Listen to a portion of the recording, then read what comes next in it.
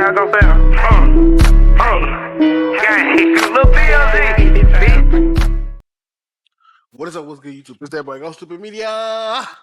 Back with another reaction video from here. Today we have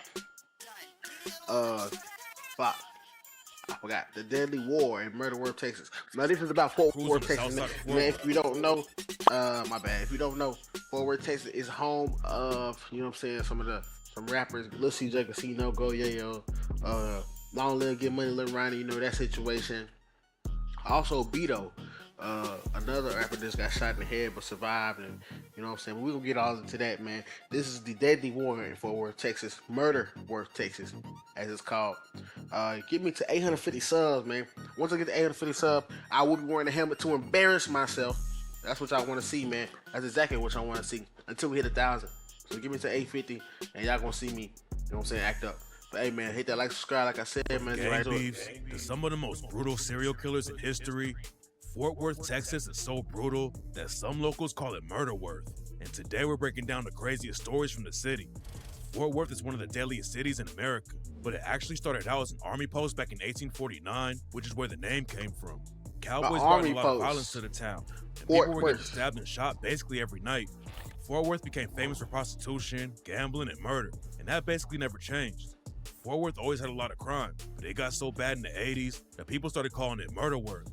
At one point, Fort Worth became the murder capital of America for a little while, and the violence really went crazy. Like 2 or 3 years, Fort Worth, Texas, pretty much 30 minutes from Dallas, Texas, you know, Dallas Cowboys, Dallas Mavericks, was the murder capital for of the country for 2 years, for 90 to 93, you know what I'm saying?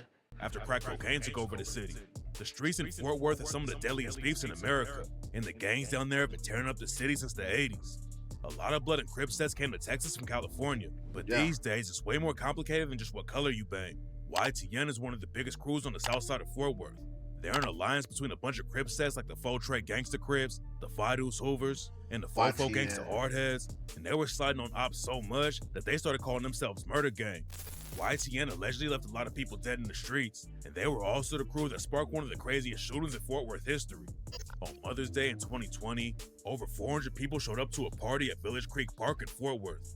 The city had social distancing rules because it was in the middle of the pandemic, so the cops showed up to make everybody leave. The police used a sound system called a howler to break up the crowd. But what really sent everyone running was when YTN and another crew got into a shootout. There's a bunch of rumors about what sparked the situation, but it allegedly started when a dude named J-Dub got killed. J-Dub was allegedly sighted on the ops and got killed, but nobody knows who pulled the trigger on him. J-Dub was found with a t-shirt wrapped around his face and a Draco laying next to his body, and he got killed by a headshot on the south side of the city. Rumors said that he tried to kill somebody and got caught first, but other people think his own homie accidentally killed him when they were sliding together. Damn. J-Dub was allegedly affiliated with a crew called Ape Gang, and they had issues with YTN. There's no evidence that YTN was involved with J-Dub getting killed, but tensions were already high, and J-Dub's death made the situation even worse. According to rumors, J-Dub's brothers Quan and Hussein started sliding on YTN after J-Dub got killed. So when some YTN members showed up at the Mother's Day party in Village Creek Park, everyone knew there might be some trouble. According to witnesses, so basically, YTN dudes were slide around the party and were slide for their brother, man. As soon as he died, man, that's just taking the whole family, man. One died and y'all finna go to jail trying to avenge it, you know what I'm saying? But shit, they felt necessary type shit. Nothing happened at first and the YTN dudes left. They're about to come back with a bunch of guns. The YTN crew left the party and met up at a donut shop about half a mile down the street. Then a few minutes later, they pulled back up to the party and everyone started shooting. There were over 400 people in the crowd and the cops were already at the scene. But that didn't stop YTN and Ape Gang from shooting. YTN Cash and YTN Cheese allegedly started shooting first. Then Ape Gang busted back and hit both of them. YTN also beefs with a set called EBK. A lot of dudes from different cities rep EBK, aka Everybody Killer. But in Fort Worth, EBK is a renegade set with a bunch of Bloods and some Crips that are mostly from an area called Stop 6. Stop 6 is one of the craziest places in Fort Worth, and you always gotta be ready for smoke if you wanna survive out there. EBK's most famous member is a dude named EBK D-Glock. D-Glock started rapping and had some buzz on his name in Fort Worth, but he was allegedly putting in a ton of work in the trenches and got booked for killing a YTN member named Big Head Chris. YTN took more losses when Lil Newbie and WAP both got killed in a robbery that went wrong. According to reports, Newbie, WAP, and another YTN affiliate tried to set up a dude from EBK named MB and rob him, but the situation went left and everyone involved in it ended up dying. MB allegedly upped the strap on the YTNdos when they tried to rob him, even though he was way outnumbered. MB hit all 3 of them, but then the YTN crew busted back and hit MB too. And by the time the cops rode up to the scene, all 4 of them were dead. Most people outside of Fort Worth don't know about the war going on in the streets, but now there's a new wave of drill rappers who are airing everything out in the booth. One of the hottest drill rappers from Fort Worth right now is a dude named Lil CJ Casino. CJ Casino used to be cool with Ape Gang, and on the track We Own That, he raps, Ape Gang, we own that. Gorilla Gang, we own that. Running your trap, where that dope at? Show some respect, cause you know you don't want that. But according to rumors, CJ Casino fell out with Ape Gang cause J-Dub snatched his chain. J-Dub ended up getting killed not too long after that went down. But J-Dub isn't the only Fort Worth rapper that CJ Casino fell out with. Back in the day, CJ Casino was tied with a rapper named That's how this beef shit be going, bro. Everybody, all these gang and these ops, they was all friends at one point, man. That's what be blowing me. Everybody was friends at one point, and then boom, everybody getting older. Boom, he started smoking weed. He selling weed now. Boom, this dude robbing for his weed, and now y'all ops. You know what I'm saying? That's how easy it started. Or he took a gun from him, or he beat him up real bad, and now you know what I'm saying. Started a whole wave in Fort Worth and kicked down the doors for a lot of other rappers from the city. But he's been involved with some crazy beef too. A lot of people outside of Fort Worth heard about Go Yayo for the first time after he started beefing with a rapper from Dallas named Mo3. According to Mo3's homie Brian Rainwater, Go Yayo was pressed because Mo3 was popping up in the rap game and got booked for a show in Fort Worth. Go Yayo allegedly couldn't get any shows booked in his own city, and that's why he got heated about the situation. It's not clear how everything went down, but Go Yayo and his Hood Fam crew went to the club where Mo3 was performing, and their crews got into a shootout that kills an innocent dude. The beef with Go Yayo and Mo3 also started a lot of drama in Dallas, because Go Yayo featured a bunch of Dallas rappers on his track 6 Pick and left Mo3 off of it. CJ Casino was on the track with Go Yayo, and so was Go Yayo's homie LILRONNIE. And nobody expected how the situation was gonna take a crazy turn and get Sauce Walka wrapped up in it too. Sauce Walka's from Houston, but he tapped into Fort Worth too and signed CJ Casino. Then in 2021, Go Yayo did Sauce Walka and CJ Casino on the track No Quits and raps, "Stop comparing me to CJ. He a bitch and I'm a savage. All that white gold in your jewelry, that's that cheap shit. Colors in your diamonds, boy, that shit look like some sweet shit. Crazy boy just talking. He ain't really on no beef shit. I used to fuck with Sauce, but he always on some weak shit." After that, Sauce Walka jumped into the beef and dissed Go Yayo's homie Brand. Go Yayo had been beefing with some dudes from Scoot Up Gang and Gas Gang, and they allegedly slid on Go Yayo while he was in Houston. Go Yayo survived the situation, but his homie Brand got killed right in front of him. How you beefing with a nigga from a whole nother city? Houston like 4 hours away. How you even your rap shit, bro? The internet shit, bro. Scoot Up Gang also has ties to Sauce Walka's crew, the Sauce Factory, aka TSF. Sauce Walka's beef with Go Yayo never seemed that serious, but then in 2025, Sauce Walka almost got killed, and rumors started flying that Go Yayo was involved with the situation. Sauce Walka was in Memphis with his homie Say So P when some shooters pulled up and shot both of them. Sauce Walka got hit in the leg and had to be rushed to the hospital, but his homie Say So P was tragically killed on the spot. When news broke about the shooting, where was Sauce Walka gun? It was a robbery gone wrong, but after the video came out, everyone knew that it was a targeted hit, and somebody wanted to kill either Sauce Walka or Say So P. Sauce Walka said that the shooters could have killed him if they wanted to, but they let him live. As fucked up as the situation is, and I could have lost my life, and my life was put in danger, it wasn't intentionally for me, and motherfucker could have took my life, and they didn't.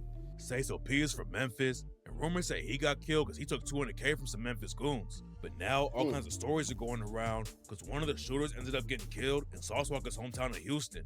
Sauce Walka said he wasn't gonna slide for Say So P, but after the shooter got killed in Houston, Sauce Walka posted a pic flexing a bunch of cash in front of the hospital. Some people think someone from Texas put a bag on Sauce Walka's head and they try to collect it in Memphis, and now Go Yayo's name is getting dragged into it. There's no evidence that Go Yayo was involved at all though. The alleged shooter got killed in Texas, but nobody knows if he's even from there, and there's a good chance he's from Memphis and just did the race after the Say So P murder. Sauce Walka also said he never wanted to beef with Go Yayo because he wanted to bring everyone in Texas together. I was disappointed at what Texas could have became if all my little brothers because my real goal was to bring all of Fort Worth together. The CJs, the Bugattis, the Yayos, they all together. They was like a little TSF to me. They had potential to be what we is or be another version, be greater, fuck it, whatever. I'm happy for them. I wanted to see it happen. And in 2023, Go Yayo's homie Murder Gang PB dropped the track Houston We Have a Problem and raps, Houston We Got a Problem. Damn. On the tape, let's set the record straight. Yayo and Sauce Walker, I can remember this shit like yesterday. South by Southwest reppin' Texas, thought we was gonna elevate. Say Cheese made a list, and after that, it's like we segregated. Now I ain't blaming Sean Cotton, but Texas could have been poppin' if TSF, Hood Fame, and Murder Gang was still rockin'. Go Yayo has no connection to the Sauce Walker situation, but his own homie just got killed in a brutal way in Fort Worth. On March 3rd, 2025, Go Yayo's homie LILRONNIE was at a car wash with his daughter on Forest Hill Drive. It was 10:50 in the morning, and LILRONNIE was just trying to clean his whip. But what he didn't know was that two shooters had followed him to the car wash. The goons got out of their whip and started shooting, and LILRONNIE tried to take off on foot. There was a fence in the way that he couldn't climb though, and the shooters walked him down and left him dead at the scene. The cops booked the shooters right after the hit went down, but nobody knows why they wanted to kill LILRONNIE. Some people think CJ Casino was involved with it though, and the video went viral where he was talking about killing his ops' whole family if they get in the way. Your mama gonna die, your sister gonna die, your little brother in the room trying to TikTok, he gonna die. That's just for playing, because a lot of niggas go out here, go to playing and hiding and doing all that. On blood, go to playing and hiding and doing all that extra shit. When Hey, your the mama police and your eating this family shit up. and shit I ain't still in gonna the hood, that ain't gonna go, my nigga. We gonna lay everybody down. Everybody got a down, give a down. What you talking about? We shooting up houses, we don't give a down. Who the fuck in that bitch get hit? We don't give a down. Everybody get hit. Your granny on the dialysis machine, whatever the fuck. Everybody got to die, man. That's just how shit go in the streets. Forest Hills is a wild place in Fort Worth, and a month before LILRONNIE got killed, a dude named Fael Araguen was booked for killing two people he used to work with at a car lot. Just a few days after that, an innocent woman was standing by the fire pit in her backyard when somebody started shooting on the street and killed her with a straight bullet. The cops caught the dudes who allegedly killed LILRONNIE and his daughter, but most murder victims never get justice in Fort Worth. The cops in Fort Worth have thousands of cold cases they never solved, and people in the city Like say Chicago. they don't even try to Chicago solve it. shit. A dude named Scotty Choice's mother was murdered in an abandoned apartment building, and he said the police won't even answer the phone or call you back if you leave a message. There's been a lot of gang violence in Fort Worth since the 80s, but Murderworth is also famous for having some of the most brutal serial killers in America. Jason Thornburg was born in California, but he moved to Fort Worth and had the whole city terrified. Back in 2021, Jason Thornburg brutally murdered 3 people in 1 week and cut them into pieces. But that's not even the worst part. The first person Jason Thornburg killed was his roommate, David Luras. They were both living in a motel in Fort Worth, and Jason Thornburg slit David Luras' throat, chopped his body up into little pieces, then ate part of his heart. Then a couple days later, Jason Thornburg killed a woman named Lauren Phillips by slitting her throat. And 2 days after that, he stabbed a woman named ate his heart to death. Jason Thornburg was eating parts of the bodies, but he took the leftover parts and threw them in a dumpster. He wanted to get rid of the evidence, so he set the dumpster on fire. But that's actually what helped the cops find him. Somebody reported the dumpster fires to the police, and when they rode up to the scene, they found the 3 bodies inside and arrested Jason Thornburg a few days later. But that wasn't the end of the story. After the cops booked him for the 3 murders, Jason Thornburg confessed to killing 2 other people. He told the cops that he killed his girlfriend Tanya Begay back in 2017, and then he killed another roommate in 2021 named Mark Jewell. The cops thought Mark Jewell had died in the fire, but it turned out that Jason Thornburg had cut his throat first and then set the house on fire. Jason Thornburg said he was killing people as a human sacrifice to God. He said he wanted to be a missionary and that he had a sense of destiny that must be achieved. Fort Worth is terrified of the dude, but now he's locked up and has been sentenced to death. Fort Worth isn't even that big of a city, but for some reason, there have been all kinds of brutal killers leaving bodies in the streets. Back in 1985, there was another serial killer running around Fort Worth named Ricky Green. First, he killed a dude named Jeffrey Davis and left his body in a swamp outside of Fort Worth. Then a few months later, Ricky Green took a woman named Betty Jo Monroe to his crib. Betty Jo Monroe was a stripper and allegedly a prostitute too, and Ricky Green stabbed her 17 times and beat her to death with a hammer. Just 1 month after that, Ricky Green met a woman named Sandra Bailey at a nightclub and brought her home too. Then, Ricky Green did the same thing he did to Betty Jo Monroe and brutally killed Sandra Bailey with a knife and a hammer. For some reason, it looked like Ricky Green took some time off of killing, but a year later, he kidnapped his own friend and stabbed him to death. The cops might have never caught Ricky Green, but then his own wife turned him in. Ricky Green was married to a woman named Sharon Dollar, and she actually helped with the murders. They ended up getting divorced though, and that's when Sharon Dollar went to the cops and told them about all of the killing. Sharon Dollar claimed that Ricky Green forced her to help him, and she got off easy with just 10 years of probation. but Ricky Green the got fuck? hit with a death sentence and was killed by the cops in 1997. Ricky Green probably killed even more people than he confessed to, but this next killer was even worse. Kenneth Granville came up in Fort Worth and ended up spending 2.5 years in juvie for assaulting his own brother. Hell. When he came home, Kenneth Granville got a job, joined the army, and was pretty popular in the neighborhood, but he still obviously had issues, and the army kicked him out because he kept beating up other soldiers. Kenneth Granville was dating a woman named Everline Gold, and on October 8, 1974, he went to her house and murdered 2 of her sisters and 1 of her cousins too. The cops didn't think Kenneth Granville was involved with the situation though, and he started telling people that whoever did it ought to be hung. Then a few months later, Kenneth Granville brought his friend Betty Williams to his house and attacked her. Then during the middle of it, another friend named Vera Hill knocked on his door to ask Kenneth Granville a question about income tax.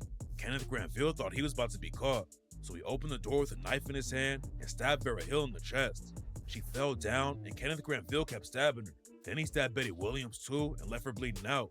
Kenneth Granville wasn't finished though. He drove to another friend's house and asked to use the phone. When they let Kenneth Granville inside the crib, he attacked his friend's mom and then took another woman hostage and went back to his crib. Betty Williams was still alive when Kenneth Granville got back to his house. She was trying to stop the bleeding from all the stab wounds, but Kenneth Granville told her to stop, and Betty tragically died a few minutes later.